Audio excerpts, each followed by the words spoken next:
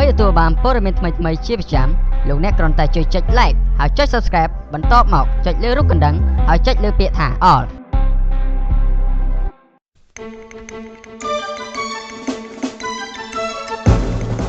អង្គការសង្គមស៊ីវិលបន្តស្នើឲ្យរដ្ឋាភិបាលអនុវត្តតាមលក្ខខណ្ឌស្ដារសិទ្ធិមនុស្សនិងប្រជាធិបតេយ្យឡើងវិញដើម្បីរក្សាប្រព័ន្ធការអនុគ្រោះពន្ធ EBA អ្នកខ្លាំមើលសង្គមថាការបិទជើងយន្តហោះនិងជំនះប្រជាពលរដ្ឋពីចិនមិនប៉ះពាល់ធ្ងន់ធ្ងរដល់សេដ្ឋកិច្ចនិងទំនាក់ទំនងកម្ពុជាចិននោះទេរួមនឹងព័ត៌មានផ្សេងៗមួយចំនួនទៀតបាទជាបន្តទៅទីនេះខ្ញុំបាទមុនរ៉េតសូមជូនព័ត៌មានទាំងនេះពិស្ដាបាទលោកនាងជាទីមេត្រីប្រមុខរដ្ឋាភិបាលកម្ពុជានៅថ្ងៃសុក្រនេះអះអាងដោយមោទនភាពថារដ្ឋាភិបាលរបស់លោកនឹងមិនអោយអ្នកណាមកដឹកចំហបានឡើយហើយលោកនៅតែប្រើភាសាដដែលគឺមិនយកអធិបតេយ្យជាតិទៅបដូរនឹងជំនួយឬក៏ការអនុគ្រោះពន្ធពីបរទេសនោះទេសហជីពឯករាជ្យឯនោះទៅវិញយល់ថាប្រសិនបើលោកហ៊ុនសែនជាមេដឹកនាំដែលគិតប្រយោជន៍ជាតិមែននិងគិតពីប្រយោជន៍ប្រជាពលរដ្ឋមែននោះលោកនឹងអនុវត្តតាមលក្ខខណ្ឌស្ដារសិទ្ធិមនុស្សនិងប្រជាធិបតេយ្យដើម្បីរក្សាប្រព័ន្ធការអនុគ្រោះពន្ធ EBA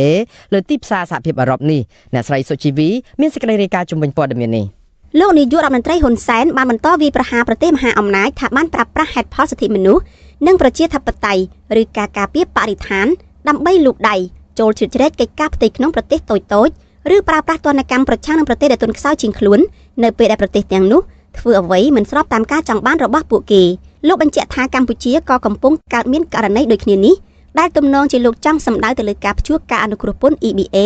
និងការរិះគន់ពីក្រមប្រទេសប្រជាធិបតេយ្យប្រឆាំងនឹងរបបដឹកនាំរបស់លោកដែលបានរំលោភសិទ្ធិមនុស្សធ្ងន់ធ្ងរមេដឹកនាំកាន់អំណាចយូរជាងគេនៅក្នុងតំបន់អាស៊ីអាគ្នេយ៍រូបនេះថ្លែងថាសហគមន៍អន្តរជាតិគួរជួយជ្រោមជ្រែងកម្ពុជាឲ្យខ្លាំងជាងនេះមិនមែនរកមធ្យោបាយបំបែកកម្ពុជានោះឡើយលោកអំពាវនាវដល់សហគមន៍អន្តរជាតិគោរពជំរឿននយោបាយសេដ្ឋកិច្ចនិងសង្គមរបស់កម្ពុជាពីព្រោះរដ្ឋាភិបាលរបស់លោកបានបំពេញតម្រូវការជាក់ស្ដែងរបស់ប្រជាពលរដ្ឋតាំងពីក្រោយសម័យខ្មែរក្រហមរហូតមកចំពោះកម្ពុជាវិញសហគមន៍អន្តរជាតិក៏បីជួយយើងឲ្យបានខ្លាំងឡើងឯកភាពរឹងមាំឡើងជាជាងបំបែកបំបាក់បន្តិចបង្អាក់ឲ្យចុះខ្សោយតាមវិធានការដែលនឹងអាចคล้ายជាកំហុសលើកទី3របស់ខ្លួនលោកហ៊ុនសែនថ្លែងបែបនេះនៅក្នុងពិធីបូកសរុបការងាររបស់ក្រសួងការបរទេសនៅថ្ងៃទី31ខែមករាពលគឺនៅស្របពេលដែលការសម្រេចចិត្តជាចុងក្រោយរបស់សហភាពអឺរ៉ុបរឿងដកហូតប្រព័ន្ធអនុគ្រោះពន្ធ EBA គឺនៅសល់តែជាមួយសប្តាហ៍ទៀតប៉ុណ្ណោះ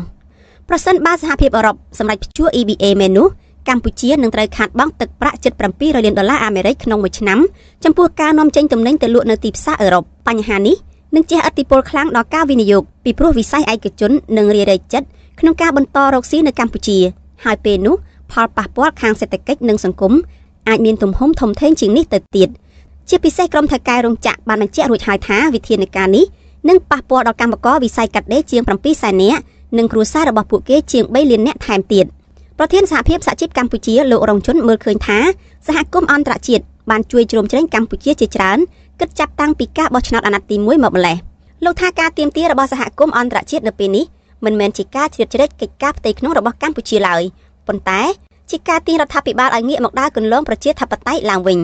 អ្នកដឹកនាំកម្ពុជាសពថ្ងៃនេះកំពុងតែបំផ្លាញនៅអ្វីដែលប្រជាពលរដ្ឋចង់បានពីព្រោះប្រជាពលរដ្ឋគាត់ចង់បានសិទ្ធិសេរីភាពនិងមានការគោរពសិទ្ធិមនុស្សយុត្តិធម៌សង្គមនិងលទ្ធិប្រជាធិបតេយ្យតែផ្ទុយទៅវិញអ្នកដឹកនាំទេដែលដឹកនាំផ្ទុយទៅនឹងឆន្ទៈរបស់ប្រជាពលរដ្ឋខុសទៅនឹងកន្លងប្រជាធិបតេយ្យអញ្ចឹងហើយបានគេខំចូលរួមទាញអ្នកដឹកនាំកម្ពុជានឹងឲ្យដើរចូលកន្លងប្រជាធិបតេយ្យវិ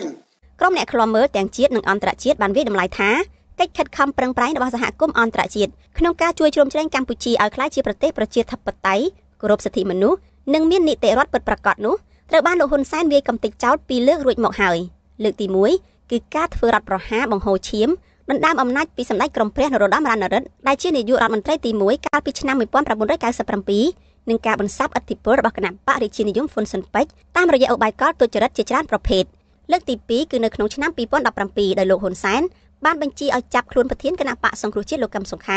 ដោយចោទពីបទក្បត់ជាតិរួចលោកបានប្រើតុលាការរំលាយគណៈបកសង្គ្រោះជាតិដែលមានអ្នកគាំទ្រជិតពាក់កណ្ដាលប្រទេសហាម5សិទ្ធិនយោបាយរបស់មន្ត្រីបកប្រឆាំងធ្វើទុកបុកម្នេញឥតឈប់ឈរលើសម្លេងឯករាជ្យព្រមទាំងរដ្ឋបិទសិទ្ធិសេរីភាពជាមូលដ្ឋានរបស់ប្រជាពលរដ្ឋកាន់តែធ្ងន់ធ្ងរជាងនេះទៀតនោះគឺលោកហ៊ុនសែនបានប្រមូលយកអំណាចរដ្ឋទាំងអស់រួមមាននីតិបញ្ញត្តិនីតិប្រតិបត្តិនិងតុលាការមកក្តាប់យ៉ាងណែននៅក្នុងដៃធ្វើឲ្យកម្ពុជាក្លាយជាប្រទេសឯកបកប្រឆាំងពីខ្លឹមសាររដ្ឋធម្មនុញ្ញនិងកិច្ចព្រមព្រៀងសន្តិភាពទីក្រុងប៉ារីឆ្នាំ1991ចា៎នេះខ្ញុំសុជីវីអាស៊ីសេរី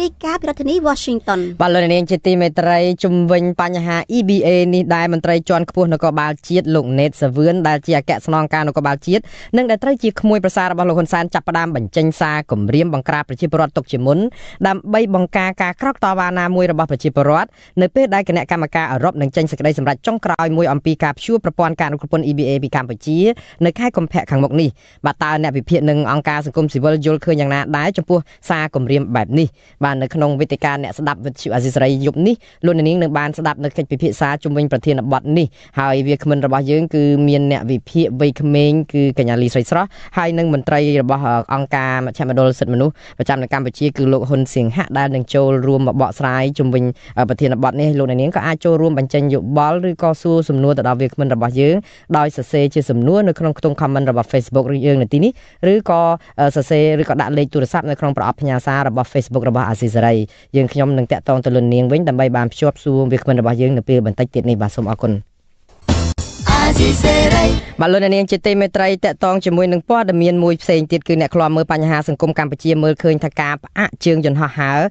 ដែលជាបណ្ដោះអាសន្ននឹងការជំនះប្រជាពលរដ្ឋខ្មែរពីតំបន់ដែលរីករាលដាលវីរុសកូវីដ -19 នៅក្នុងប្រទេសចិននោះគឺមិនប៉ះពាល់ធ្ងន់ធ្ងរដល់សេដ្ឋកិច្ចនិងទំនាក់ទំនងជាមួយប្រទេសចិននោះទ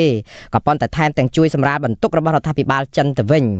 ការលើកឡើងនេះគឺបន្ទាប់ពីប្រមុខរដ្ឋាភិបាលកម្ពុជាប្រកាសថាការផ្អាកជើងហោះហើរនឹងជំនះប្រជាពលរដ្ឋខ្មែរពីប្រទេសចិនគឺស្មើនឹងសម្លាប់សេដ្ឋកិច្ចកម្ពុជានិងកាត់បន្ថយទំនាក់ទំនងជាមួយនឹងប្រទេសចិនបាទអ្នកស្រីខែសំណងមានសេចក្តីរាយការណ៍ជុំវិញព័ត៌មាននេះក្រុមអ្នកតាមដានស្ថានភាពកម្ពុជាមើលឃើញថាការបន្តអនុញ្ញាតឲ្យជនជាតិចិនចេញចូលកម្ពុជាដោយសេរីនិងមិនបញ្ជាពលរដ្ឋខ្មែរដែលកំពុងជាប់ផុងក្នុងតំបន់រីករាលដាលនៃវីរុសកូវីដ -19 ក្នុងប្រទេសចិននោះគឺបង្ហាញថារដ្ឋាភិបាលកម្ពុជាគ្មានសមត្ថភាពនិងមិនយកចិត្តទុកដាក់ជួយពលរដ្ឋរបស់ខ្លួននោះទេតំណាងក្រុមប្រឹក្សាឃ្លាំមើលកម្ពុជាលោករងឈុនថ្លែងថាការលើកឡើងរបស់លោកនាយករដ្ឋមន្ត្រីហ៊ុនសែនគឺមិនសមស្របទៅនឹងស្ថានភាពដែលកំពុងកើតឡើងនិងការព្រួយបារម្ភរបស់ពិភពលោកនោះឡើយលោកបន្តថាក្នុងនាមជាមេដឹកនាំប្រទេសមួយរូបលោកហ៊ុនសែនគួរតែគិតគូរអំពីសុខទុក្ខនិងសុវត្ថិភាពរបស់ប្រជាពលរដ្ឋព្រោះក្នុងករណីឆ្លោះឆ្លួយបណ្ដាលឲ្យមានការចម្លងវីរុសកូវីដ -19 ថ្មីនេះនៅកម្ពុជាគឺនឹងធ្វើឲ្យមានវិបត្តិធ្ងន់ធ្ងរជាងការអះអាងរបស់រដ្ឋាភិបាលទៅទៀតប្រធានសហភាពសហជីពកម្ពុជារូបនេះស្នើឲ្យរដ្ឋាភិបាលកម្ពុជាពិចារណាឡើងវិញក្នុងការផ្អាកជើងហោះហើរពីប្រទេសចិន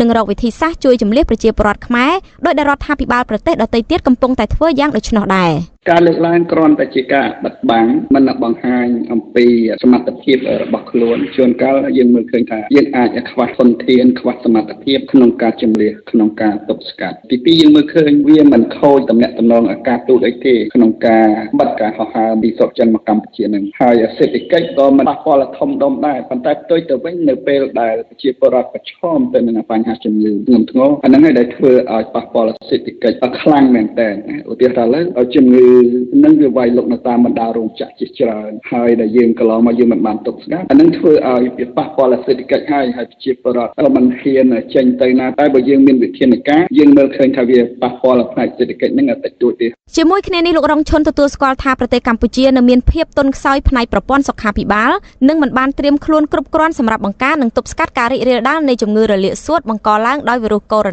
-19 ដូចគ្នាទៅនឹងសេចក្តីប្រកាសរបស់អង្គការសុខភាពពិភពលោក WHO ដែរកម្ពុជាយើងបើយើងមើលប្រព័ន្ធសុខាភិបាលយើងនៅទន់ខ្សោយមែនទែនមិនមែនតែទន់ខ្សោយមែនទែនតែម្ដងក្នុងការការពារសុវត្ថិភាពដល់ប្រជាពលរដ្ឋរបស់ខ្លួនពីព្រោះយើងពិនិត្យមើលកន្លងមកហើយក្នុងលក្ខណៈការព្យាបាលអីដែលធ្វើឲ្យប្រជាពលរដ្ឋបាត់ជំនឿទុកចិត្តដោយសារតែគ្រូពេទ្យយើងមួយចំនួនហ្នឹងគាត់ខ្វះសមត្ថភាពខ្វះការទទួលខុសត្រូវដែលធ្វើឲ្យប្រជាពលរដ្ឋតែងតែចេញទៅព្យាបាលនៅបណ្ដាប្រទេសជិតខាងជារឿយៗលោកហ៊ុនសែនបានប្រកាសកាលពីថ្ងៃទី30 ខែមករាថាអាជ្ញាធរគ្មានវិធានការបិទជើងហោះហើរនិងជំនះពលរដ្ឋខ្មែរពីប្រទេសចិននោះទេដោយលោកអះអាងថាវិធានការនេះគឺស្មើនឹងសម្រាប់សេដ្ឋកិច្ចកម្ពុជានិងកាត់បន្ថយទំនាក់ទំនងជាមួយចិនលោកហ៊ុនសែនក៏អំពាវនាវកុំឲ្យនិស្សិតខ្មែរវិលមកកម្ពុជាវិញដោយត្រូវនៅរួមសុខទុក្ខជាមួយប្រជាជនចិនហើយលោកថែមទាំងអំពាវនាវកុំឲ្យប្រជាពលរដ្ឋនៅក្នុងប្រទេសកម្ពុជាភ័យជ្រុលហួសហេតុពេកប្រធានមជ្ឈមណ្ឌលប្រជាពលរដ្ឋសម្រាប់ការអភិវឌ្ឍនិងសន្តិភាពលោកយងគឹមអេងថ្លែងថារដ្ឋាភិបាលកម្ពុជាគួរពិចារណាឡើងវិញក្នុងការផ្អាកជើងហោះហើរពីខេត្តមួយចំនួនរបស់ចិនដែលកំពុងរីករាលដាលវីរុសកូវីដ -19 និងជំនះពលរដ្ឋខ្មែរមកកម្ពុជាវិញព្រោះអង្គការសុខភាពពិភពលោកបានប្រកាសដាក់ពិភពលោកក្នុងភាពអាសន្នដោយសារវីរុសកូវីដ -19 ថ្មីនេះ លោកយល់ថាការដែលរដ្ឋាភិបាលកម្ពុជាជួយប្រជាពលរដ្ឋខ្មែរឲ្យមានសុវត្ថិភាពកិច្ចផុតពីការឆ្លងវីរុសកូវីដ -19 គឺជាការជួយសម្រាលបន្ទុករបស់រដ្ឋាភិបាលចិននិងពិភពលោកហើយគ្មានខូចខាតសេដ្ឋកិច្ចធ្ងន់ធ្ងរនិងប៉ះពាល់ទំនាក់ទំនងជាមួយចិនឡើយលោកយងគឹមអេងសង្កេតឃើញថាកំណើនសេដ្ឋកិច្ចកម្ពុជាសប្តាហ៍ថ្ងៃមិនពឹងផ្អែកទៅលើភ្ញៀវទេសចរចិននោះទេប៉ុន្តែពឹងផ្អែកខ្លាំងទៅលើការនាំចេញទៅកាន់ទីផ្សារសហភាពអឺរ៉ុបបាទបើសិនយើងការពារប្រជាពលរដ្ឋឲ្យមានសុខភាពល្អបានធ្វើឲ្យកំណើនសេដ្ឋកិច្ចកើនឡើងបានឆាប់មកវិញទៅពី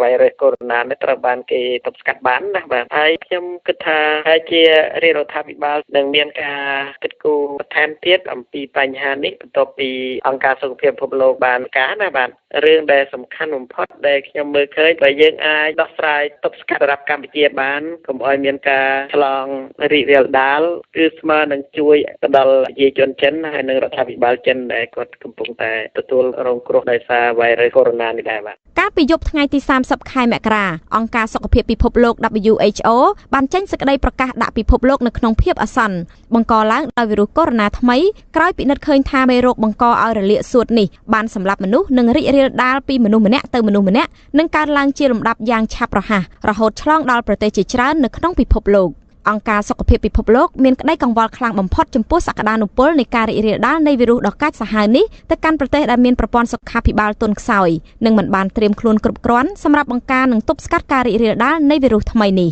អង្គការនេះក៏បានណែនាំឲ្យប្រទេសនានាធ្វើសកម្មភាពរួមគ្នាដើម្បីប្រឆាំងជំងឺឆ្លងថ្មីនេះអ្នកនាំពាក្យក្រសួងសុខាភិបាលលោកវិជ្ជបណ្ឌិតលីសវណ្ណមានប្រសាសន៍ថារដ្ឋាភិបាលកម្ពុជាគ្មានការពិចារណាឡើងវិញក្នុងការផ្អាកជើងហោះហើរនិងជម្លៀសពលរដ្ឋខ្លួនចេញពីប្រទេសចិននោះទេហើយអ្វីដែលអង្គការសុខភាពពិភពលោកបានប្រកាសនោះគឺកម្ពុជាបានត្រៀមខ្លួននិងអនុវត្តរួចរាល់ហើយដើម្បីបង្ការនិងទប់ស្កាត់មេរោគនេះប្រទេសកម្ពុជាយើងបានត្រៀមរួចស្រេចអស់ហើយបាទក្នុងការបង្ការនិងទប់ស្កាត់រាល់ពេលវេលាទាំងអស់បាទហើយក្នុង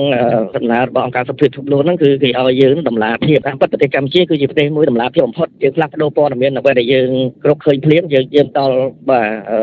ព័ត៌មានដល់ប្រជាជនក៏ដូចជាអង្គការសុខភាពពិភពលោកនិងបណ្ដាប្រទេសទាំងអស់បាទដែលចង់បានព័ត៌មានពីយើងមានន័យថាអ្វីដែលគាត់បានប្រកាសហ្នឹងយើងបានធ្វើរួចស្រេចហើយអស់ហើយបាទហើយក៏យើងត្រៀមបានហើយអស់ហើយបាទទាំងពិតនៅក្នុងប្រកាសហ្នឹងគឺគាត់មិនឲ្យមានថាឲ្យបិទហោះហើរដែរមន្ត្រីនាយកដ្ឋានប្រយុទ្ធនឹងជំងឺឆ្លងរូបនេះឲ្យដឹងដែរថាគិតត្រឹមល្ងាចថ្ងៃទី31ខែមករាកម្ពុជាមិនទាន់រកឃើញករណីឆ្លងថ្មីដែលបង្កឡើងដោយវីរុសកូវីដ -19 នោះទេក្រៅពីបរិសុទ្ធជនជាតិចិនម្នាក់ដែលកំពុងសម្រាកព្យាបាលនៅក្នុងមន្ទីរពេទ្យខេត្តព្រះសីហនុហើយកំពុងមានស្ថានភាពសុខភាពល្អធម្មតានោះជំងឺរលាកប្រព័ន្ធដង្ហើមដែលបង្កដោយវីរុសកូវីដ -19 ថ្មីនេះបានផ្ទុះឡើងនៅទីក្រុងវូហានខេត្តហ៊ូបេប្រទេសចិនចាប់តាំងពីចុងខែធ្នូឆ្នាំ2019គិតត្រឹមថ្ងៃទី31ខែមករាវីរុសកូវីដ -19 ថ្មីនេះបានសម្លាប់មនុស្សនៅក្នុងប្រទេសចិនជាង200នាក់និងបានឆ្លងទៅមនុស្សជិត 10000 នាក់ហើយចំណែកប្រទេសចំនួន20បានសម្រេចជម្លៀសប្រជាជនរបស់ខ្លួនចេញពីប្រទេសចិនដើម្បីគេចចេញពីវីរុសកូវីដ -19 ហើយមានតែរដ្ឋាភិបាលកម្ពុជាទេដែលទុកឲ្យពលរដ្ឋខ្មែរបន្តស្នាក់នៅក្នុងប្រទេសចិនដើម្បីរួមសុខទុក្ខជាមួយប្រជាជនចិនក្រោមហេតុផលថាជឿជាក់លើចិននៅក្នុងការគ្រប់គ្រងស្ថានភាពនេះចា៎នាងខ្ញុំខែសុណងអាស៊ីសេរីរាយការណ៍ពីរដ្ឋធានី Washington បាទលោកនាងជាទីមេត្រីនៅឯប្រទេសកូរ៉េខាងត្បូងឯណោះប្រជាពលរដ្ឋខ្មែរនៅក្នុងប្រទេសនេះគ្រោងធ្វើបាតកម្មនៅថ្ងៃអាទិត្យទី2ខែកុម្ភៈដើម្បីទាមទារឲ្យរបបក្រុងភ្នំពេញងាកមកស្ដារប្រជាធិបតេយ្យនិងគោរពកិច្ចព្រមព្រៀងសន្តិភាពទីក្រុងប៉ារីនៅក្នុងសេចក្តីជូនដំណឹងពីបាតកម្មបញ្ជាក់ថាពួកគេនឹងដើរហែក្បួនទាមទារ5ចំណុចពីលោកហ៊ុនសែនបន្ថែមទៀតដែលរួមមានទម្លាក់ចោលបទចោទប្រកាន់លើលោកកឹមសុខាផ្ដាល់សិទ្ធិធ្វើនយោបាយដល់ប្រជាពលរដ្ឋខ្មែរគ្រប់រូបគោរពតាមការស្នើរបស់គណៈកម្មការអឺរ៉ុបនិងម្ចាស់ជំនួយនិងលុបចោលគម្រោងផ្ដាល់ដី40ហិកតាទៅឲ្យប្រជាពលរដ្ឋវៀតណាមដែលចូលមករស់នៅកម្ពុជាដោយខុសច្បាប់សូមលោកអ្នកនាងរងចាំទស្សនាកិច្ចសម្ភាសន៍រវាងលោកជុនច័ន្ទបុតជាមួយនឹងលោកយឹមស៊ីណនដែលជាប្រធានចលនាយុវជនគណៈបក្សសង្គ្រោះជាតិនៅឯចលនាសង្គ្រោះជាតិនៅឯកូរ៉េខាងត្បូងនៅក្នុងការផ្សាយរបស់អាស៊ីសេរីដែលនឹងចាប់ផ្ដើមចាប់ពីម៉ោង 8:35 នាទីដល់ម៉ោង 9:05 នាទីនាពេលបន្តិចទៀតនេះបាទសូមអរគុណបាទលោកនាងជាទីមេត្រីលោកនាងទៅបានស្ដាប់ព័ត៌មានប្រចាំថ្ងៃដែលរៀបចំជូនដល់ខ្ញុំបាទមុនរ៉េតពីរដ្ឋធានី Washington សហរដ្ឋអាមេរិកបាទជាបន្តទៅទៀតនេះសូមអញ្ជើញលោកនាងរងចាំស្ដាប់វេទិកាអ្នកស្ដាប់អាស៊ីសេរី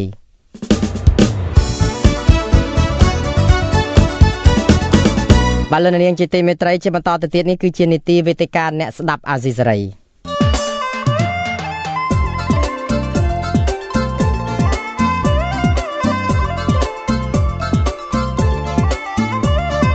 វេទិកាអ្នកស្ដាប់វិទ្យុអាស៊ីសេរី ប បាទលោកនាងជាទីមេត្រីខ្ញុំបាទមកនរ៉េតសូមជម្រាបសួរលោកនាងសាជាថ្មីនៅក្នុងវេទិកាអ្នកស្ដាប់អាស៊ីសេរីយប់នេះគឺប្រធានបទដែលសំខាន់ដែលយើងផ្ដោតទៅលើកិច្ចពិភាក្សានេះគឺតាក់ទងនឹងវប្បធម៌ភ័យខ្លាចនិងបញ្ហាប្រឈមរបស់កម្ពុជានៅក្នុងឆ្នាំ2020នេះបាទហើយដោយសារតែនៅក្នុងពេលនេះយើងមានវាគ្មិន2រូបដែលនឹងចូលរួមមកពិគ្រោះយោបល់និងពិភាក្សានៅលើបញ្ហានេះ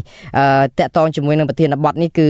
មន្ត្រីជាន់ខ្ពស់នគរបាលជាតិគឺលោកណេតសាវឿនដែលជាអគ្គស្នងការនគរបាលជាតិនិងដែលត្រូវជាក្មួយប្រសាររបស់លោកហ៊ុនសែននោះបានចាប់ផ្ដើមបញ្ចេញសារគម្រាមបង្ក្រាបប្រជាពលរដ្ឋទុកជាមុនដើម្បីបង្ការការក្រោកតវ៉ាណាមួយរបស់ប្រជាពលរដ្ឋបាទនៅមុនពេលដែលគណៈកម្មការអឺរ៉ុបនឹងចេញសេចក្តីសម្រេចចុងក្រោយមួយអំពីការព្យួរប្រព័ន្ធការអនុគ្រោះពន្ធ EBA ពីកម្ពុជានៅខែកុម្ភៈខាងមុខនេះទៅហើយតើអ្នកវិភាគនិងមន្ត្រីអង្គការសង្គមស៊ីវិលយល់ឃើញយ៉ាងណាដែរចំពោះការគម្រាមបង្ក្រាបប្រជាពលរដ្ឋបែបនេះវាគ្មិននៅក្នុងរាត្រីនេះគឺយើងមានកញ្ញាលីស្រីស្រស់ដែលជាប្រធានក្រុមអ្នកវិភាគវ័យក្មេងដែលភ្ជាប់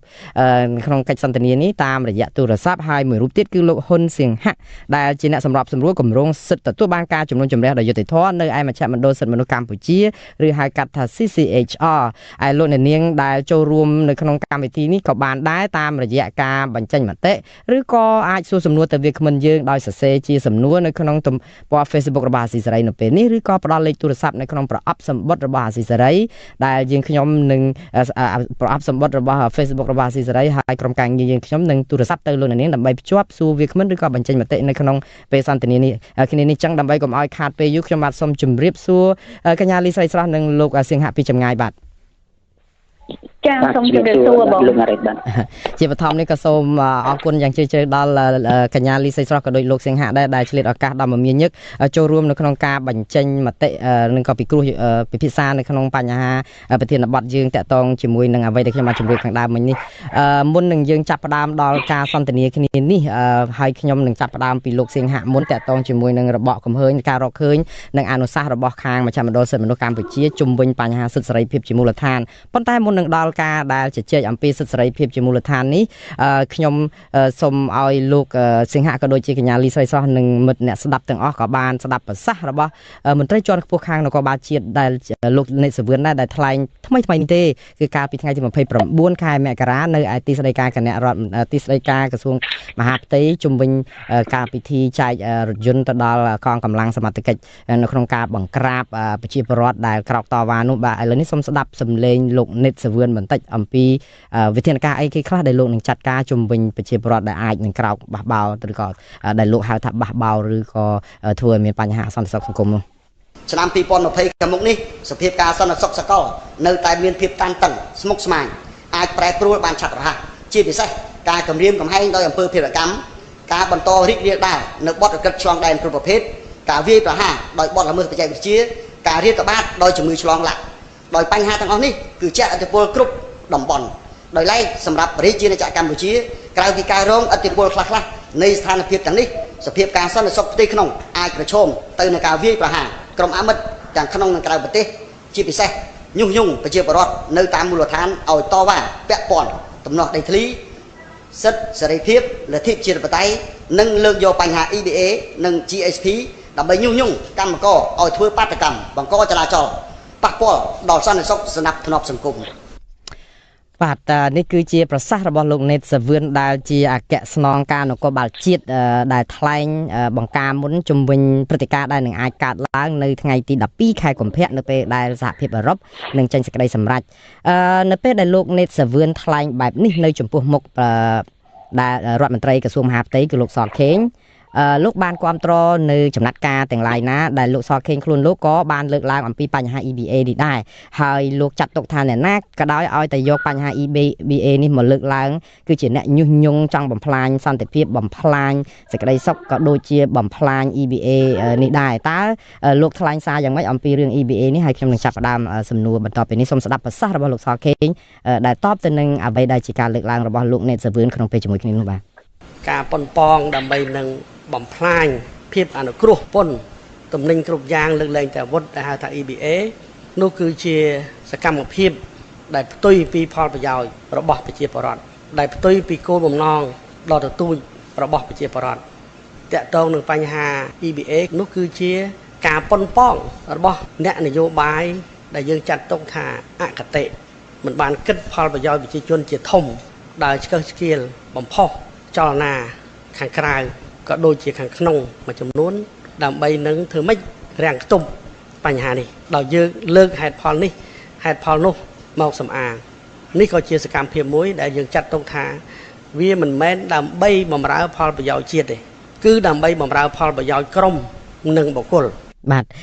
លោកសៀងហាក់នៅពេលដែលលោកបានស្ដាប់ប្រសាសន៍របស់មន្ត្រីជាន់ខ្ពស់ក្នុងជួររដ្ឋាភិបាលនៅពេលនេះគឺក្រសួងការពារជាតិខ្ញុំនឹងសួរសំណួរនេះក៏ប៉ុន្តែខ្ញុំចង់បានការផ្ដល់ជាទស្សនៈរួមឬក៏ការមើលឃើញរួមរបស់ខាងមជ្ឈមណ្ឌលសិទ្ធិមនុស្សកម្ពុជាជុំវិញសិទ្ធិសេរីភាពជាមូលដ្ឋានដែលផ្អែកទៅលើសេចក្តីថ្លែងការណ៍របស់មជ្ឈមណ្ឌលសិទ្ធិមនុស្សកម្ពុជាដែលចេញនៅថ្ងៃទី29ខែមករាដែរគឺចេញស្របពេលដែលសាររបស់លោកណេតសាវឿននឹងចេញដែរគ្រាន់តែថាខាងមជ្ឈមណ្ឌលសិទ្ធិមនុស្សមានការរកឃើញផ្សេងហើយនឹងមានអនុសាសន៍ផ្សេងសូមលោកអាចពន្យល់ត្រួសអំពីអ្វីដែលជាកង្វល់របស់ខាងមជ្ឈមណ្ឌលសិទ្ធិមនុស្សនៅពេលនេះទៅបាទជំរាបសួរលោកណារ៉េតជំរាបសួរប្រិយមិត្តអ្នកស្ដាប់វិទ្យុអាស៊ីសេរីផងហើយជំរាបសួរបញ្ញាសេរីផងឆ្លើយតបទៅនឹងសាររបស់ក្រសួងមហាផ្ទៃដែលលោកបានលើកឡើងនេះទាក់ទងនឹងការវិធានការបង្ក្រាបណាមួយទៅលើការតវ៉ារបស់ប្រជាពលរដ្ឋនៅក្នុងពាក់ទង EBA ឬបញ្ហាដីធ្លីសិទ្ធិមួយនេះយើងគួរតែពិនិត្យមើលដើម្បីជាការអនុវត្តយើងពិនិត្យមើលថាតើនៅក្នុងប្រទេសកម្ពុជាយើងហ្នឹងយើងមានច្បាប់អីខ្លះដែលធានានៅសិទ្ធិសេរីភាពនិងការអនុវត្តសេរីភាពរបស់ប្រជាពលរដ្ឋនៅក្នុងស្រុកយើងទីមួយយើងពិនិត្យមើលលើយើងមានរដ្ឋធម្មនុញ្ញដែលជាច្បាប់កម្ពុជាហើយច្បាប់រដ្ឋធម្មនុញ្ញនេះគឺមានការធានានៅសេរីភាពក្នុងការបញ្ចេញមតិនិងការជួបជុំហើយមិនតែប៉ុណ្ណោះប្រទេសកម្ពុជាយើងក៏ជាប្រទេសភាគីនៃច្បាប់សិទ្ធិមនុស្សអន្តរជាតិហើយដែលបានទទួលស្គាល់និងគោរពទៀតផងហើយដូច្នេះការតវ៉ាការទាមទារណារបស់ប្រជាពលរដ្ឋដែលធ្វើឡើងដោយសម្ដែងមតិបង្ហាញពីការបារម្ភពីការបញ្ហារបស់គាត់ធ្វើឡើងដោយសន្តិវិធីនេះគឺជាការធានាដោយច្បាប់គឺបានន័យថាប្រជាពលរដ្ឋលោកមានទឹកពេញលេញក្នុងការអនុវត្តនៅសេរីភាពរបស់គាត់បាទហើយទៅវិញការពិតនោះទៅគឺអាជ្ញាធររដ្ឋនោះទៅវិញទេដែលលោកមានកាតព្វកិច្ចមានទូនាទីភារកិច្ចសំខាន់ក្នុងការការពារសន្តិសុខប្រជាពលរដ្ឋតាក់ទងនឹងអ្នកតវ៉ានេះគឺជួយការពិតគឺត្រូវជួយសម្រួលឲ្យមានការសម្ដែងមតិនឹងឲ្យដំណើរការអនុវត្តសេរីភាពរបស់គាត់បានពេញលេញទៅវិញទេហើយកម្លាំងសមត្ថកិច្ចនេះការពិតគឺជាមានទូនាទីសំខាន់ណាស់ក្នុងការការពារប្រជាពលរដ្ឋដែលលោកធ្វើការតវ៉ាសម្ដែងមតិនឹងការពារសុវត្ថិភាពរបស់គាត់មិនត្រូវធ្វើការបានន័យថាបង្កឲ្យគាត់នឹងបញ្ចេញនៅការសម្ដែងមតិរបស់គាត់ឲ្យបានពេញលេញហើយមិនតែប៉ុណ្ណោះបើយើងពិនិត្យមើលឲ្យបានគ្រប់ជ្រុងជ្រោយបានន័យថាអាជ្ញាធររដ្ឋនោះគឺត្រូវមានកម្លាំងការពារឲ្យគាត់សម្ដែងមតិឲ្យបានពេញលេញមានមន្ត្រីពេទ្យនឹងមើលខុសត្រូវមានបញ្ហាអីហើយការប្រើប្រាស់កម្លាំងណាមួយគឺជាជំរើសចុងក្រោយបំផុតបើសិនជាមានការតវ៉ាណាមួយធ្វើឡើងដោយមានហិង្សាហើយជំរើសចុងក្រោយហើយធានាថាជាការចាំបាច់ហើយមានលក្ខណៈសមមាត្រទៅនឹងផលប៉ះពាល់ឲ្យបានតិចបំផុតទៀតបាទផែនហ្នឹងបាទអរគុណលោកសៀងហាក់ណាស់ដែលបានយោងទៅមេត្រាទៅបញ្ញត្តិទាំងឡាយតាក់ទងជាមួយនឹងសមត្ថកិច្ចទូនីតិដែលត្រូវមើលការខុសត្រូវនឹងការពារប្រជាពលរដ្ឋនៅក្នុងការតវ៉ាដោយអហិង្សាដោយសន្តិវិធីតែចុះសាររបស់មន្ត្រីនគរបាលនិងរដ្ឋមន្ត្រីក្រសួងមហាផ្ទៃនេះដែលថ្លែងអំពីវិធានការត្រៀមបង្ក្រាបប្រជាពលរដ្ឋជាមុនដែលពួកគាត់ចែកមនុស្សអ្នកដែលតវ៉ាក៏ដោយទាំងរឿងដីធ្លីទាំងរឿងសិទ្ធិមនុស្សនិងប្រជាធិបតេយ្យទាំងរឿងទាមទារកុំឲ្យគេផ្ដាច់EBA អីនោះថាជាអមិត្តហើយនឹងជនអកតេអញ្ចឹងភាសាអមិត្តនិងជនអកតេនេះបានន័យថាអ្នកទាំងអស់នោះសុទ្ធតែជាក្រុមដែលរងឥទ្ធិពលដោយសារការញុះញង់តើទាំងអស់នេះអាចជាហេតុផលអ្វីដែលសមស្របទេនៅក្នុងការបង្ក្រាបប្រជាពលរដ្ឋហើយបើបង្ក្រាបហ្នឹងនឹងប៉ះពាល់អ្វីខ្លះទៅលើសិទ្ធិរបស់ពួកគាត់នោះបាទបើយើងពិនិត្យមើលយើងបានជ្រាបហើយនៅថ្មីនេះកន្លងមកនៅស្ថានភាពតាក់ទងនឹងការអនុវត្តសិទ្ធិនៅក្នុងប្រទេសកម្ពុជាយើងគឺថាយើងមានការកត់សម្គាល់ឃើញមានការកើនឡើងទៅលើវិធានការបង្ក្រាបធ្វើឲ្យមានការបំផិតបំភ័យប្រើប្រាស់ប្រព័ន្ធតុលាការគំរាមកំហែងឬក៏ចាប់ខ្លួនគុំខ្លួនអីតាមទំនឹងចិត្តទៅលើអង្គការសង្គមស៊ីវិលអ្នកការពារសិទ្ធិមនុស្សឬក៏សហជីពឬក៏អ្នកសារព័ត៌មានឬបច្ចុប្បន្នច្រើនណាស់អញ្ចឹងកាលណាសារចេញឡើងខ្លះដែលយើងពិនិត្យមើលទៅអាចจะមានលក្ខណៈរដ្ឋបិទទៅលើការអនុវត្តសេរីភាពរបស់ប្រជាពលរដ្ឋធ្វើឲ្យវាប៉ះពាល់ទៅដល់ការអភិវឌ្ឍប្រទេសយ៉ាងម៉េចពីព្រោះថាវាជារឿងសំខាន់ណាស់នៅពេលដែលប្រជាពលរដ្ឋនៅក្នុងលទ្ធិប្រជាធិបតេយ្យលោកបានសម្ដែងនៅមតិយោបល់របស់គាត់សម្ដែងនៅការព្រួយបារម្ភរបស់គាត់ពីបញ្ហាផ្ទាល់ខ្លួនពីបញ្ហាប្រទេសជាតិពីសហគមន៍របស់គាត់ ជារឿងល្អកន្លែងនេះបានន័យថារដ្ឋាភិបាលលោកបានមើលឃើញពីបញ្ហារបស់ប្រជាពលរដ្ឋដែលលោកកំពុងតែជួបបញ្ហាចង់ឲ្យរដ្ឋាភិបាលដោះស្រាយឲ្យចំទីទៅហើយបើសិនជាយើងរាំងខ្ទប់នៅប្រជាពលរដ្ឋនៅការបង្ហាញពីបញ្ហារបស់គាត់បង្ហាញពីការយល់ឃើញរបស់គាត់ហើយដែលជាសេរីភាពមួយក្នុងការបញ្ចេញមតិរបស់គាត់ទៅមានច្បាប់ទៀតដូចយើងបានន័យថាវាការអភិវឌ្ឍប្រទេសហ្នឹងអ្នកអភិវឌ្ឍប្រទេសលោកអត់ដឹងថាប្រជាពលរដ្ឋត្រូវការអីទេចង់គាត់ឲ្យស្ងាត់នេះមិនឲ្យចេញយោបល់ចេញអីទាំងអស់ចឹងអត់ដឹងទេអញ្ចឹងអភិវឌ្ឍប្រទេសក៏មិនចំទីទៅថាប្រជាពលរដ្ឋចង់បានអីដែរនេះជាបញ្ហាមួយសំខាន់បើសិននៅក្នុងសង្គមជាតិតែដែលចាំបាច់ប្រជាពលរដ្ឋការចូលរួមរបស់ប្រជាពលរដ្ឋជារឿងសំខាន់បំផុតបាទលោកសៀងហៈការចូលរួមរបស់ប្រជាពលរដ្ឋគឺជារឿងសំខាន់ក៏ប៉ុន្តែមានរឿងច្រើនណាស់ដែលទៅតែថ្មីនេះលោកហ៊ុនសែនចាត់ទុកថាការដែលខ្វល់ខ្វាយរបស់ប្រជាពលរដ្ឋហ្នឹងគឺជាជំងឺដែលលោកហៅថាជាជំងឺខ្លាចអញ្ចឹងខ្មែរអត់មានជំងឺមិនត្រូវខ្លាចរឿងដូចរឿងករណីវីរុសកូវីដ អីហ្នឹងគាត់ថាមិនជាកាចសាហាវខ្លាំងជាងជំងឺខ្លាចរបស់ប្រជាពលរដ្ឋទេតើនៅពេលដែលការព្រួយបារម្ភហ្នឹងអាចជាការខ្លាចដែរទេហើយគួរតែដោះស្រាយឬក៏ប្រជាពលរដ្ឋដូចជាខ្លាចដូចជាបារម្ភជ្រុលហួសហេតុពេកនៅក្នុងស្ថានភាពសិទ្ធិសេរីភាពនេះលោកសៀងហៈបាទឆ្លើយតបនឹងបញ្ហានេះយើងត្រូវគិតថាអ្នកណាដែលជាអ្នកភ័យអ្នកណាដែលជាអ្នកខ្លាចគឺប្រជាពលរដ្ឋទាំងអស់គ្នាហើយអ្វីដែលគាត់ភ័យអ្វីដែលគាត់ខ្លាចមិនថារឿងជំងឺឬមិនថារឿងតាក់ទងនឹងការផលប្រយោជន៍របស់ពួកគាត់ដីធ្លីរបស់គាត់ឬក៏សិទ្ធិមនុស្សផ្សេងប៉ុន្តែថាអ្វីដែលគាត់ហ្នឹងគឺវាប៉ះពាល់ទៅដល់សិទ្ធិរបស់គាត់ផលប្រយោជន៍របស់គាត់អញ្ចឹងគាត់ត្រូវតែមានការបារម្ភត្រូវតែមានវិធានការការពារឬក៏មានការតវ៉ាឬបង្ហាញពីបញ្ហារបស់គាត់ទៅរដ្ឋាភិបាលអញ្ចឹងក្នុងនាមជាអ្នកដឹកនាំយើងត្រូវតែគិតគូរត្រូវតែស្ដាប់សំខាន់ណាស់ត្រូវតែស្ដាប់អ្វីដែលជាការលំបាកអ្វីដែលជាការទុក្ខសោករបស់ជីវរដ្ឋបាទដើម្បីដោះស្រាយបញ្ហាឲ្យគាត់បាទអរគុណលោកសៀងហៈខ្ញុំស្លេះសំណួរទៅលោកសៀងហៈបន្តិចហើយសូមសួរទៅកញ្ញាលីស្រីស្រស់ដែលជាប្រធានក្រុមអ្នកវិភាគវ័យក្មេងទៅវិញយុវជននៅក្នុងសង្គមនេះគឺសង្គមប្រជាធិបតេយ្យគឺមានភាពសកម្មនៅក្នុងកិច្ចការសង្គមណាស់ប៉ុន្តែកញ្ញាតាក់ទងជាមួយនឹងរឿងថាជំងឺភ័យតើអ្វីទៅដែលជាឫសគល់នៃការភ័យខ្លាចបាក់ស្បាតរបស់ប្រជាពលរដ្ឋខ្មែរនៅក្នុងបញ្ហាសពបែបយ៉ាងនេះតើអីជាដើមចំជាហេតុផលដែលនាំឲ្យប្រជាពលរដ្ឋចិត្តភ័យហ្នឹងអរគុណបើសិនតែយើងមើលនៅក្នុងបរិបទបច្ចុប្បន្នពាក់ព័ន្ធជាមួយនឹងការលើកឡើងរបស់លោកនាយករដ្ឋមន្ត្រីថាយើងគឺមានជំងឺភ័យជាងស្ថានភាពពិតនៃការរាតត្បាតជំងឺកូវីដ ហ្នឹងខ្ញុំមិនទាន់យល់ស្របជាមួយនឹងការលើកឡើងទាំងស្រុងទេដោយសារតែលោកនាយករដ្ឋមន្ត្រីមិនមែនជាអ្នកជំនាញនៅក្នុងការវិតម្លៃថាតើអតិពលឬក៏សក្តានុពលនៃការឆ្លងរបស់វីរុសកូវីដ ហ្នឹងគឺនៅក្នុងកម្រិតណាទេដូច្នេះការលើកឡើងដែលថាប្រជាពលរដ្ឋយើងមានជំងឺភ័យច្រើនជាងស្ថានភាពនៃការឆ្លងហ្នឹងគឺខ្ញុំមិនទាន់យល់ស្របទេពាក់ព័ន្ធជាមួយនឹងស្ថានភាពថាកន្លងមកខ្ញុំទទួលស្គាល់ថាបើសិនជាយើងវាស់ខ្ញុំមិនមែននិយាយតែរឿងស្ថានភាពនៃវីរុសកូវីដ ទេយើងវាស់ទាំងស្ថានភាពនៃការគម្រាមកំហែងអីជាដើមហ្នឹងកន្លងមកគឺយើងប្រជាពលរដ្ឋខ្មែរគឺទទួលរងនៅដូចជាការបាក់ស្បាតការភ័យខ្លាចអីជាដើមហ្នឹងហើយបើសិនជាយើងមើលឫសគល់អំពីនៃការភ័យនៃការបាក់ស្បាតរបស់ប្រជាពលរដ្ឋខ្មែរហ្នឹងបើសិនជាយើងមើលអំពីប្រវត្តិសាស្ត្រហ្នឹងគឺវាមានទស្សនវិជ្ជាសង្គ្រាមហ្នឹងគឺជាច្រើនចំនួនអញ្ចឹងវាធ្វើឲ្យគេហៅថាអំពើហិង្សាឬក៏អំពើឃោរឃៅផ្សេងៗដែលបានកើតឡើងនៅក្នុងអំឡុងពេលសង្គ្រាមហ្នឹងគឺនៅដិតជាប់អារម្មណ៍របស់ប្រជាពលរដ្ឋខ្មែរមួយចំនួនប៉ុន្តែបើសិនជាបរិបទបច្ចុប្បន្នវិញ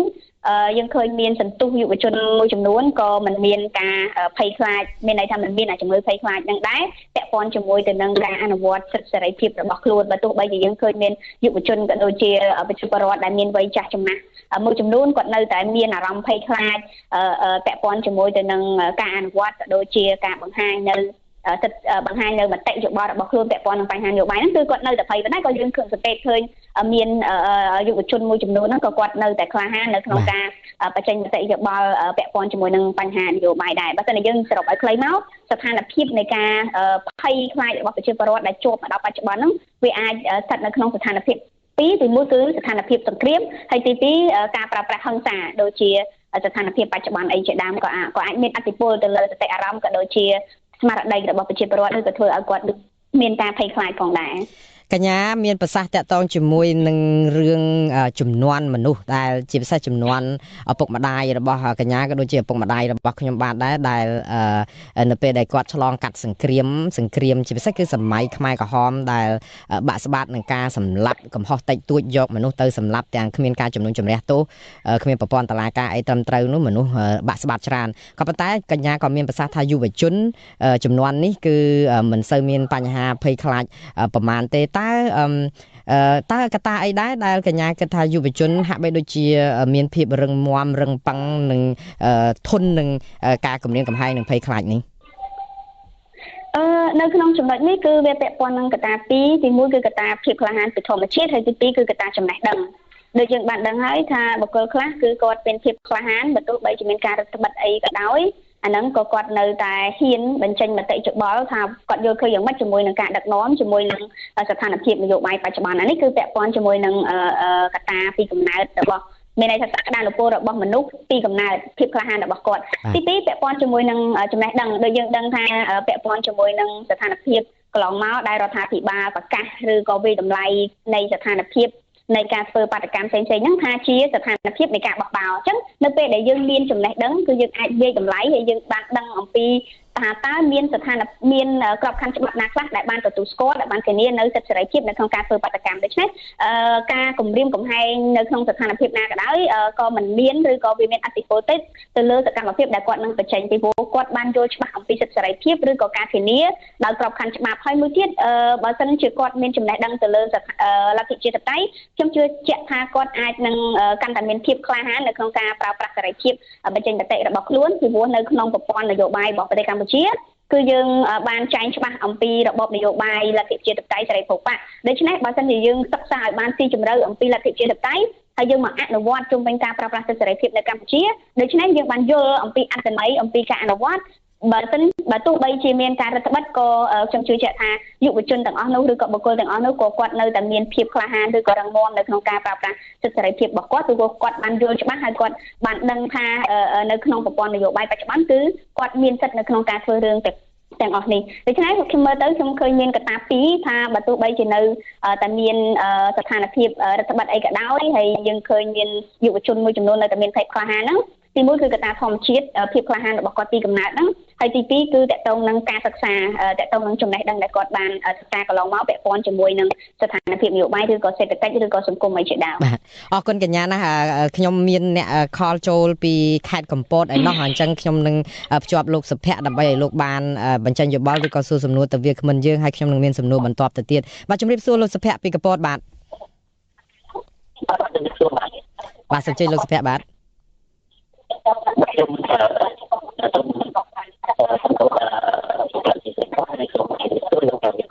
បាទ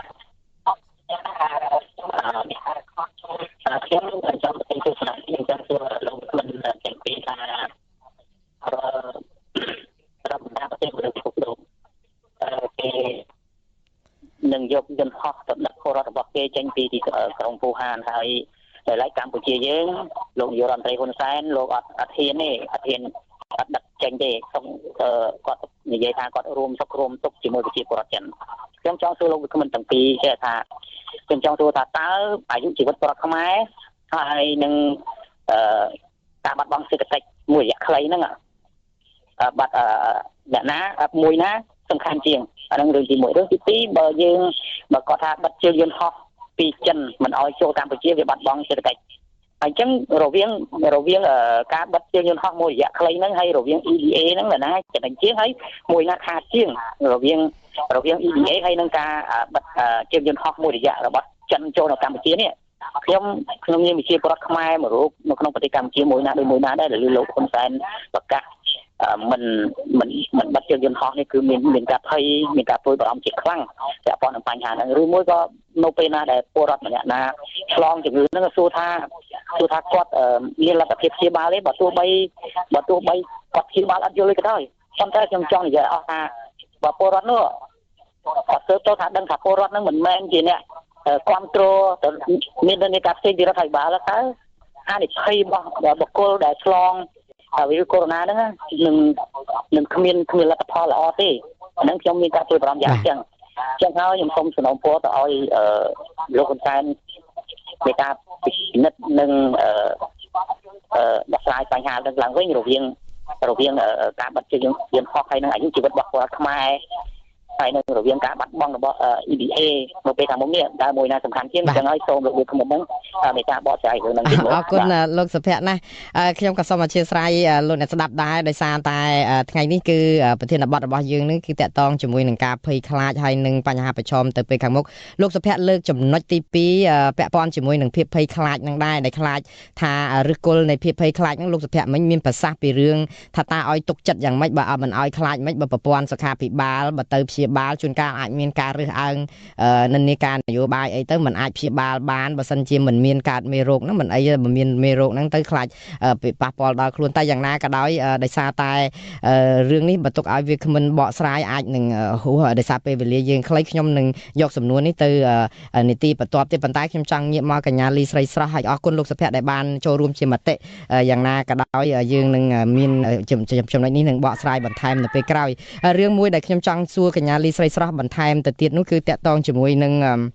វិធានការរបស់ក្រសួងមហាផ្ទៃនៅពេលដែល EBA ជិតដល់ដែលតាក់ទងការព្រួយបារម្ភរបស់លោកសុភ័ក្រដែរដោយប្រជាពលរដ្ឋមួយចំនួនធំដែរដែលព្រួយពីរឿង EBA ហ្នឹងតើនៅពេលដែលកញ្ញាមានប្រសាសន៍ថាយុវជនមិនសូវភ័យខ្លាចទេបើរឿងការគម្រាមកំហែងអីហ្នឹងចុះនៅពេលដែលសារចេញបែបនេះដើម្បីបង្ការអ្វីដែលនឹងកើតឡើងទៅថ្ងៃខាងមុខនេះតើគិតថាមានប្រសិទ្ធភាពដែរទេនៅសាររបស់ថ្នាក់ដឹកនាំហេតុអីបានគាត់ត្រូវធ្វើអរគុណតាមពិតបើសិនជាយើងមើលសន្ទុះដូចខ្ញុំបានលើកខាងដើមហើយថាបរិបទនៃយុវជនបច្ចុប្បន្នហាក់ដូចជាមានភាពក្លាហានហាក់ដូចជាហ៊ានក្នុងការបញ្ចេញមតិយោបល់បញ្ចេញឆន្ទៈទៅលើអ្វីដែលខ្លួនគិតឬក៏អ្វីដែលខ្លួនចង់បានកន្លងមកខ្ញុំសង្កេតឃើញមន្ត្រីសាធារណៈទាំងជាន់ខ្ពស់ឬក៏ជាន់ទាបហ្នឹងហាក់ដូចជាអសមត្ថភាពនៅក្នុងការវាយតម្លៃពាក់ព័ន្ធជាមួយនឹងសកម្មភាពរបស់ពលរដ្ឋជាពិសេសគឺសេរីភាពបញ្ចេញមតិហ្នឹងហើយជាមួយនឹងការប្រើពាក្យពេចន៍ផ្សេងៗដូចជាកន្លងមកនៅក្នុងការបញ្ចេញសាររបស់លោកសុខេហ្នឹងគាត់បាននិយាយពាក់ព័ន្ធជាមួយនឹងអ្នកបោះបោអញ្ចឹងនៅក្នុងការប្រើពាក្យថាអ្នកបោះបោកន្លែងហ្នឹងប្រហែលជាគាត់ចង់សម្ដៅថាការធ្វើបាតកម្មអញ្ចឹងមានន័យថាការធ្វើបាតកម្មទៅជាការបោះបោវិញអញ្ចឹងតាមពិតការធ្វើបាតកម្មហ្នឹងក៏មិនមែនជាការបោះបោដែរវាគឺជាសិទ្ធិសេរីភាពមួយនៅក្នុងទម្រង់នៃប្រព័ន្ធប្រជាធិបតេយ្យហើយត្រូវបានធានាដោយរដ្ឋធម្មនុញ្ញដូច្នេះបើសិនជាយើងមើលកន្លែងនេះវាស្ថិតនៅក្នុងទម្រង់ផ្សេងថានៅពេលដែលប្រជាពលរដ្ឋប្រើប្រាស់សិទ្ធិនៅក្នុងការធ្វើបាតកម្មដើម្បីបង្ហាញឆន្ទៈបង្ហាញចំហរបស់ខ្លួនទៅកាន់រដ្ឋាភិបាលគាត់បែរជាយកអាហ្នឹងហើយវាយតម្លៃអាហ្នឹងថាទៅជាស្ថានភាពផ្សេងដូចជាការប្រើប្រាស់ថាពាក្យបាក់ផោអីជាដើមអញ្ចឹងទៅអញ្ចឹងវាហាក់ដូចជាថាគាត់ខ្វះសមត្ថភាពនៅក្នុងការវាយតម្លៃអំពីស្ថានភាពហើយនឹងការប្រើប្រាស់ពាក្យពេចន៍ទី2ខ្ញុំចង់បញ្ជាក់តទៅនឹងការប្រើពាក្យថាញុះញង់អញ្ចឹងនៅក្នុងស្ថានភាពហ្នឹងបើសិនជាយើងវិភាគឬក៏វាយតម្លៃមើលអំពីស្ថានភាព EBA ដែលនឹងត្រូវសម្រាប់ចុងក្រោយនៅក្នុងថ្ងៃទី12ខែកុម្ភៈហ្នឹងមានន័យថាវាជិតដល់ហើយដូច្នេះនៅក្នុងកន្លែងនេះកន្លងមកគឺសង្គមស៊ីវិលក៏ដូចជាអ្នកវិភាគព្យាយាមបង្ហាញអំពីផលប៉ះពាល់ក៏ដូចជាបញ្យល់ប្រជាពលរដ្ឋឲ្យបានយល់ថាតើ EBA មានសារៈសំខាន់យ៉ាងណាចំពោះប្រទេសជាតិហើយការបញ្យល់នេះគឺមិនមានជាការទទួលបាននៅផលប្រយោជន៍អីទេចំពោះអ្នកវិភាគក៏ដោយចំពោះសង្គមស៊ីវិលក៏ដោយប៉ុន្តែអ្វីដែលយើងបារម្ភគឺផលប្រយោជន៍របស់ប្រជាពលរដ្ឋរបស់កម្មករកម្មការិនីប៉ុន្តែរដ្ឋមន្ត្រីរដ្ឋាភិបាលខ្ញុំសង្កេតឃើញថាការដែលព្យាយាមបញ្យល់អំពីសង្គមស៊ីវិលក៏ដូចជាអ្នកវិភាគទៅកាន់ពលរដ្ឋនោះគាត់បែរជាវាយតម្លៃថាជាការញុះញង់ដើម្បីទទួលបាននៅផលប្រយោជន៍នយោបាយអីជាដើមនេះប៉ុន្តែខ្ញុំមិនសួរទៅវិញថាតើកន្លងមកនៃកិច្ចការងាររបស់សង្គមស៊ីវិលឬក៏អ្នកវិភាគហ្នឹងតើគាត់បានចំណេញអ្វីក្រៅពីការគម្រាមកំហែងអញ្ចឹងកន្លងមកការបញ្យល់ឬក៏ការបកស្រាយឲ្យប្រជាពលរដ្ឋបានយល់អំពីសារៈសំខាន់នៃ EBA របស់អ្នកវិភាគឬក៏សង្គមស៊ីវិលហ្នឹងគឺយើងធ្វើនៅក្នុងន័យឯករាជ្យទេគឺមិនទទួលបាននៅផលប្រយោជន៍អីទេហើយក៏មិនមែនឈរនៅក្នុងគណៈបកប្រឆាំងណាមួយដែរតែអ្វីដែលយើងតម្កល់គឺតម្កល់ប្រយោជន៍ជាតិដូច្នេះកន្លងមកខ្ញុំឃើញមានការវាយតម្លៃខុសស្ថានភាពមិនដឹងថាដោយសារគាត់អសមត្ថភាពឬក៏ជាចេតនានៅក្នុងការវាយតម្លៃទៅលើកា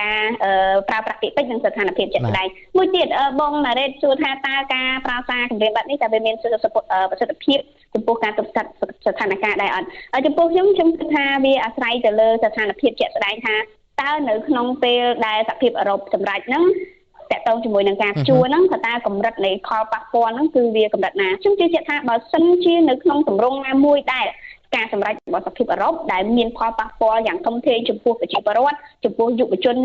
ទាំងមូលខ្ញុំគិតថាមិនមានហេតុផលអីដែលយុវជននឹងមិនហ៊ានក្នុងការចូលរួមធ្វើ ទៅកម្មដើម្បីឲ្យរដ្ឋាភិបាលធ្វើអីមួយឬក៏បង្ហាញឆន្ទៈអំពីការមិនគ្រប់គ្រងរដ្ឋាភិបាលខ្ញុំជឿជាក់ថាมันមានចំណុចណាដែលយុវជន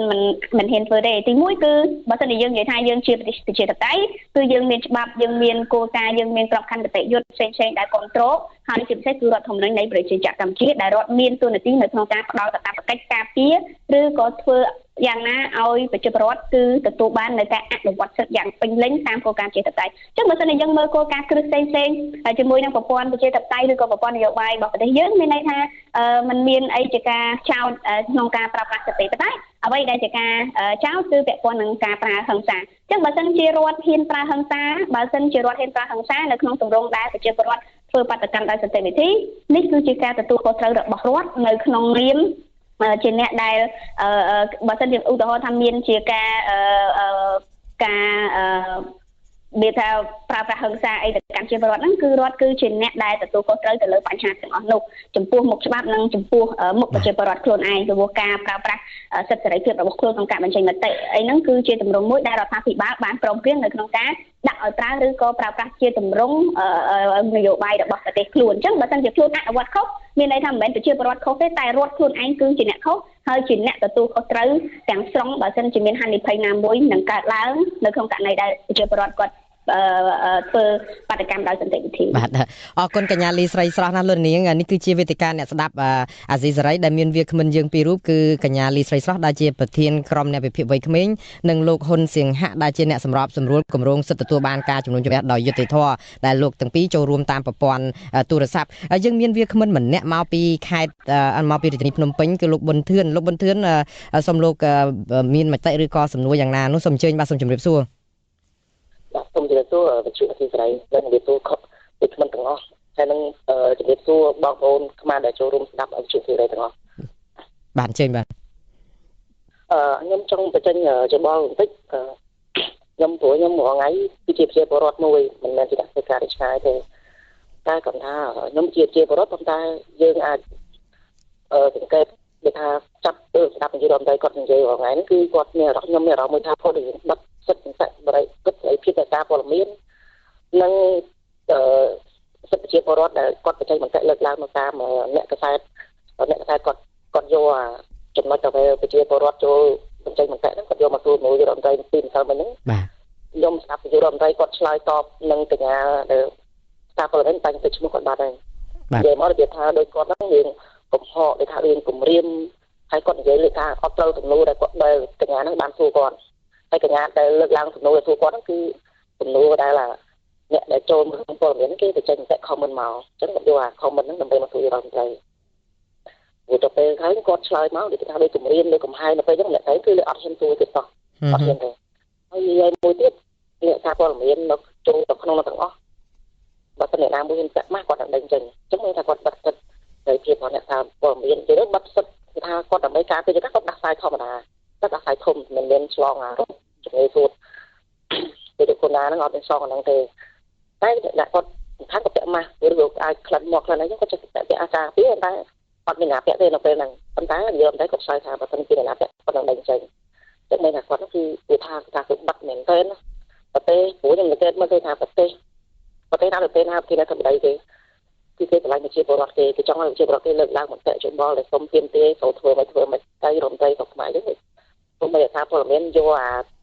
comment ព័ត៌មានហ្នឹងធម្មតាយកមកលើកឡើងនិយាយទៅគាត់និយាយទៅគាត់ថាអ្នកណាគាត់ឡប់វិញអ្នកណាហើយមានអ្នកណាឈឺអត់ទាន់មានអ្នកឈឺទេតែទៅយកហ្នឹងមកនិយាយអរគុណលោកប៊ុនធឿនណាលោកប៉ុលធឿនខ្ញុំបានលើប្រសាសន៍នឹងក្តីកង្វល់របស់លោកឲ្យជំវិញនឹងកញ្ញាម្នាក់ដែលតាំងសំណួរទៅលោកហ៊ុនសែនដែលកញ្ញានោះរៀបរាប់ឈ្មោះរបស់សារព័ត៌មានថ្មីដែរដែលសួររឿងពីការមិនទុកចិត្តរបស់ប្រជាពលរដ្ឋទៅលើប្រព័ន្ធសុខាភិបាលរបស់កម្ពុជាហើយលោកហ៊ុនសែនមុននឹងឆ្លើយសំណួរនោះក៏បានសម្លុតទៅនាងនោះយ៉ាងខ្លាំងអំពី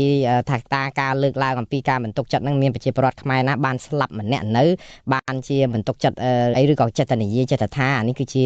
ការដែលគាត់ចោទប្រកាន់ទៅលើប្រព័ន្ធផ្សព្វផ្សាយនៅក្នុងការផ្សព្វផ្សាយព័ត៌មានអញ្ចឹងអ្វីដែលលោកលើកនេះគឺលើកអំពីការបំបិទសិទ្ធិសេរីភាពរបស់ប្រជាពលរដ្ឋដែលជាសារគម្រាមសម្លុតរបស់លោកនាយរដ្ឋមន្ត្រីហ៊ុនសែននៅក្នុងទីសាធារណៈឥឡូវនេះដោយសារពេលវេលាយើងខ្លីទៅហើយខ្ញុំមានសំណួរទៅលោកសិង្ហដែរប៉ុន្តែខ្ញុំសូមសួរកញ្ញាលីស្រីស្រស់បន្តិចជុំវិញសំណួររបស់លោកប៉ុលធឿននេះ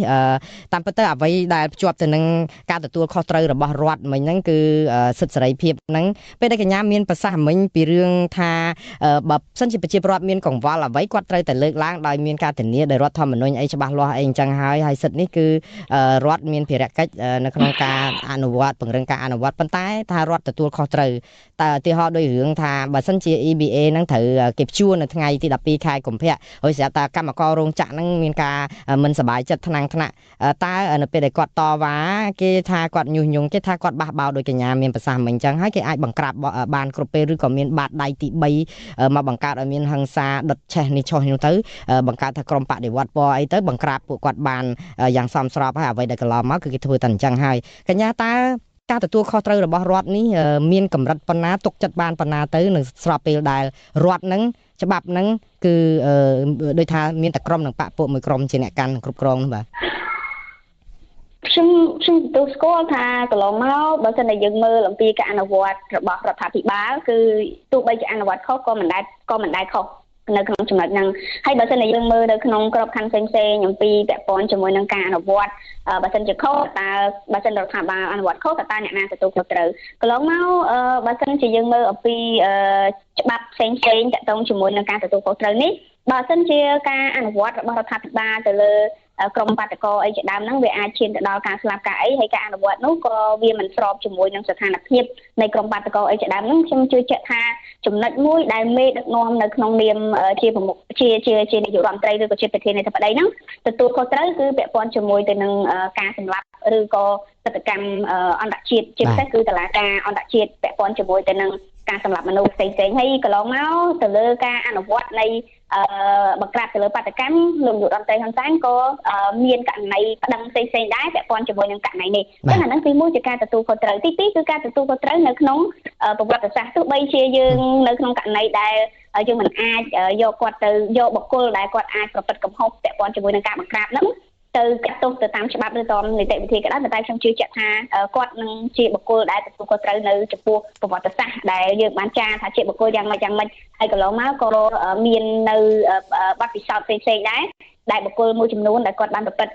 ជាអំពើឃោរឃៅហ្នឹងក៏ត្រូវបានចារនៅក្នុងប្រវត្តិសាស្ត្រដែរនៅក្នុងនាមជាមេដឹកនាំអាហ្នឹងគឺជាចំណុចទី2ហើយខ្ញុំគិតថាចំណុចទី3បើសិនជានៅក្នុងករណីដែលប្រទេសយើងជាប្រទេសកាន់លទ្ធិជាតិបតៃហើយរដ្ឋាភិបាលដូចជាគណៈបកកណ្ដាលអំណាចនៅតែ